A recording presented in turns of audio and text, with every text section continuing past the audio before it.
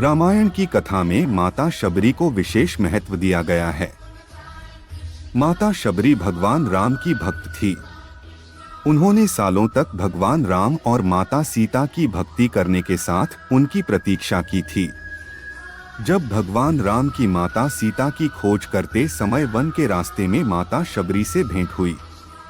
उससे पहले माता शबरी रोज मार्ग में पुष्प बिछाकर और चखकर मीठे बेर भगवान राम के लिए चुनकर रखती थीं, और एक दिन शबरी की इंतजार पूरा हुआ तो आखिरकार भगवान राम से उनकी भेंट हो ही गई। आइए जानते हैं कि वह कौन सा स्थान था जहां पर भगवान राम और माता शबरी की भेंट हुई थी।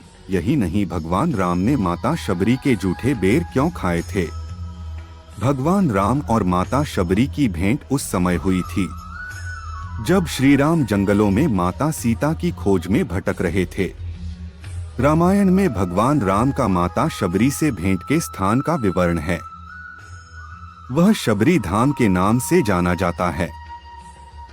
शबरी धाम दक्षिण पश्चिम गुजरात के डांग जिले के आहवा से 33 किलोमीटर और सापुतारा से लगभग 60 किलोमीटर की दूरी पर सुबीर गांव के पास स्थित है। शबरी का जन्म एक आदिवासी परिवार में होने के कारण उसे अछूत माना जाता था।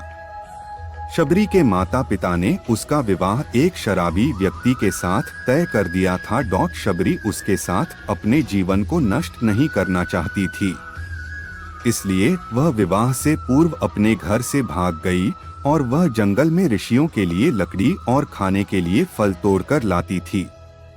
सभी ऋषि शबरी से अत्यंत प्रसन्न थे, लेकिन एक दिन जब उन्हें यह पता चला कि शबरी अछूत है, तब सभी ऋषियों ने उसका त्याग कर दिया था।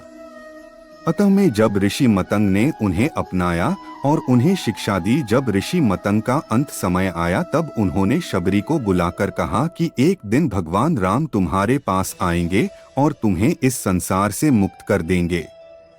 तब से शबरी रोज फूलों से कुटिया को सजाकर और मीठे फल चुनकर भगवान राम की प्रतीक्षा करती थीं, ताकि भगवान राम के मुंह में खट्टे बेर न चले जाएं।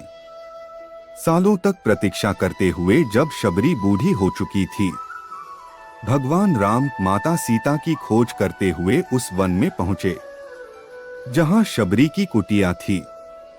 भगवान राम जब तालाब से पानी लेने के लिए आगे बढ़े तब ऋषियों ने उन्हें रोक दिया और कहा कि इस तालाब से एक अछूत स्त्री जल लेकर जाती है। सभी ऋषियों ने इस तालाब का त्याग कर दिया है। यह सुनकर राम ने ऋषियों से कहा कि कोई स्त्री अछूत नहीं हो सकती है। स्त्री एक इंसान को जन्म देती है, वह किस तरह अछूत हो सकती है। यह सब कहकर भगवान राम ने शबरी की कुटिया का पता पूछा और शबरी के पास पहुंच गए। भगवान राम जैसे ही कुटिया तक पहुंचे, शबरी ने उन्हें पहचान लिया और उनके चरणों में आकर गिर गई। शबरी भगवान राम और लक्ष्मण को अपनी कुटिया में ले गई और उनकी आवभगत करने लगी। तब शबरी ने भगवान राम को जूठे बेर परोसे और राम जी बेर खाने लगे। तभी लक्ष्मण बोले कि यह जूठे बेर है, आप कैसे खा सकते हैं। इस पर श्री राम ने कहा कि यह झूठे नहीं मीठे बेर हैं। इनमें माता शबरी के प्रेम और स्नेह की मिठास है। अंत में शबरी ने भगवान राम का आशीर्वाद ग्रहण कर अपना शरीर त्याग दिया।